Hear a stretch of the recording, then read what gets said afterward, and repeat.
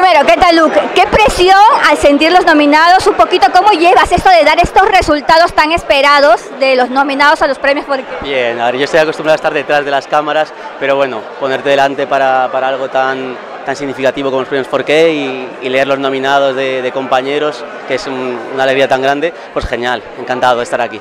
Un año muy especial para ti por Libélulas, obviamente también por el cine español que tenemos, ¿no?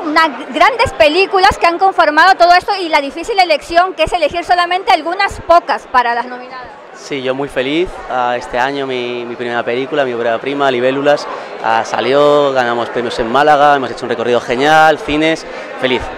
Y luego, por supuesto, estar aquí en los 4K, en una de las cunas del cine español, pues feliz y orgulloso de estar por aquí. Dentro de estas películas, ¿hay alguna? Yo sé que no puedes decantarte por alguna, pero ¿hay algunas entre estas que hayas visto y que te haya calado profundamente? Hay muchas, pero bueno, sinceramente, y aunque sea la que vengamos hablando todos, a Alcarrás, me cala profundamente por ese mundo que desconozco tanto y que de repente me interesó tanto y me conmovió y me atrapó tanto. Y luego por otro lado estas Vestas, que no la he visto y tengo unas ganas locas de verla, y bueno, hay tantas otras películas. Mírala, hoy hay premiera, así que te quiero ver por ahí. Vale. ¿Qué tal, guapísimo? ¿Cómo estás? Hace mucho que no te veía. Pues muy bien, ¿tú cómo estás? Sagrada Familia.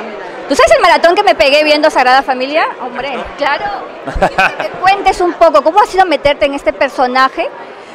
Es un personaje muy claroscuro, porque tenemos ahí, no vamos a hacer mucho spoiler porque la serie todavía está en Netflix para ser vista, es una de las más populares también, dentro del top 10, pero cuéntame un poquito, ¿cómo te llegó el proyecto y cómo fue afrontar este personaje?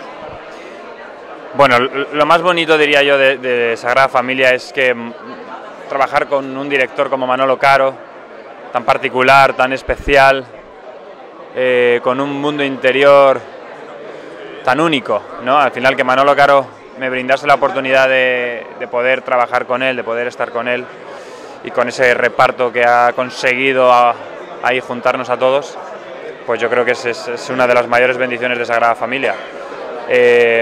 Luego mi personaje era un personaje que me apetecía mucho hacer porque yo siempre le decía que quería salir de ese personaje clase alta que venía arrastrando de élite y al final sí, pero bueno, por investigar otros campos y al final Manolo lo tenía muy claro, no pertenecía a esa clase alta porque le venía muy bien para contar la historia, pero es un personaje que está es como la oveja negra de la familia, él es un músico, él solo quiere ser un Nirvana, tocar con su banda, con su grupo, estaba repudiando todo lo que tiene que ver con su familia y lo más importante, yo creo que cumple el rol de Marcos en la serie es esa historia de amor con Aitana, ¿no? De juvenil, sincera, transparente, pasional, que es lo que hace que al final el mundo de la familia de Nayua se tambalee y ocurran cosas. Obviamente porque tú eres como el enemigo del personaje de Nayua, digámoslo de una manera, porque eres el que se mete en una relación que ella no ve con buenos ojos. Claro, la historia aquí no es que sea el enemigo de Nayua, es que Marcos se mete en la boca del lobo sin saber nada. No es que parta como enemigo de nadie, sino que de repente se encuentra con que se ha metido en un lugar donde su vida puede llegar a correr peligro, ya veremos.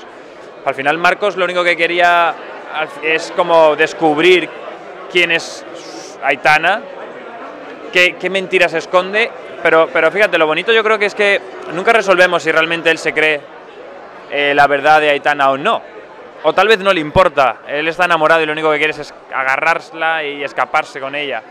Quiero pensar eso, yo creo que no le importa y él quiere huir y hacer una vida con ella. Yo también lo creo, pero bueno, se juega un poco a poder, ¿no? Tener varias visiones sobre eso, pero para mí también es así. ¿Cuál fue el mayor reto que afrontaste con este personaje? Bueno, cada personaje es un reto al final. Esto suena un poco tópico, pero no lo es. Es una historia nueva. Fíjate, para mí era meterme en el código que propone Manolo Caro, porque ya de por sí él con la serie, con los personajes, con la estética, con la interpretación que quiere cada personaje, de cada actor, ya propone un código. Entonces, yo pretendía estar dentro de ese código y no estar, ¿no?, un poco discordante de todo lo que Manolo proponía. yo creo que lo hemos conseguido y yo creo que Sagrada Familia por eso está yendo tan bien. Es una serie muy particular, series que no suelen verse, o al menos yo, no hay series como Sagrada Familia en el catálogo de Netflix o en catálogo otras plataformas, otras cadenas. Yo creo que el personaje de Polo lo has dejado muy atrás de Élite, porque también te hemos visto en teatro, también haciendo una gran actuación en teatro.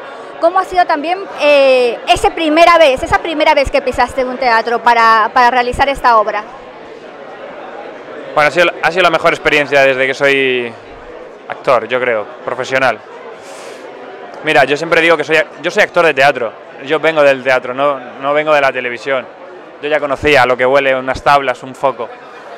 Siempre digo que yo soy actor de teatro porque así lo siento y que la televisión o el cine me ha adoptado. Me gusta decir eso porque creo que además es bonito para mí, pero el teatro ha sido más de un año lo que he compartido con Nacho Fresneda, que bueno, fíjate, justo ayer estuve con él compartiendo una cerveza, o sea que me llevo una experiencia increíble y ojalá esa obra pudiera haberse seguido girando y girando, pero bueno, al final también Nacho y yo estamos con rodajes de por medio y estas cosas, esto dificulta, pero volveré al teatro, siempre volveré al teatro. Por favor, por favor, yo quiero verte más obras de teatro.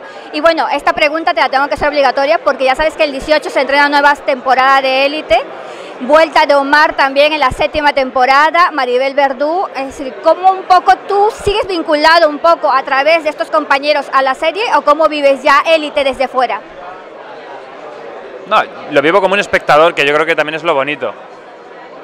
Ya mi etapa en Élite ya sucedió, siempre digo lo que creo, la verdad, que ha sido mi casa, mi cantera, mi zona de aprender la profesión. Yo descubrí la televisión con Élite, aprendí a hacer televisión con Élite y ahora pues como un mero espectador yo solo quiero que los vaya muy bien.